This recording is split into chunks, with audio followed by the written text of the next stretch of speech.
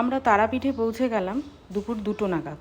তো ঢুকেই প্রথমে আমরা গেলাম মন্দিরে পুজো দিতে। আর আসার সময় শান্তিপুর থেকে মায়ের জন্য একটা লাল পেরে সাদা শাড়ি কিনে এনেছিলাম। সেটা ব্যাগ থেকে তাড়াতাড়ি করে বার করে স্নান টান করে তৈরি হয়ে আমরা 5 জন মিলে বেরিয়ে গেলাম মন্দিরের উদ্দেশ্যে।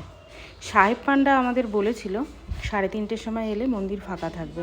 সত্যিই ফাঁকা ছিল, রাস্তাঘাট মন্দির সমস্ত কিছু ফাঁকা ছিল।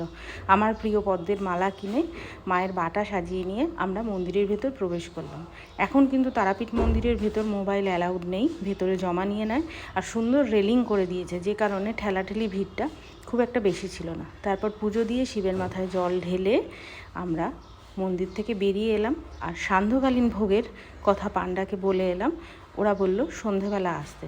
তারপর আমরা মন্দির থেকে বেরিয়ে এলাম। প্রচণ্ড রোদ, খুব গরম ছিল। এই দেখুন মন্দিরের মায়ের মূর্তি তো আপনাদের দেখাতে পারলাম না, দোকানের ফটোর মাধ্যমেই আপনারা প্রণাম করে নেবেন। দেখা হবে নেক্সট ব্লগে।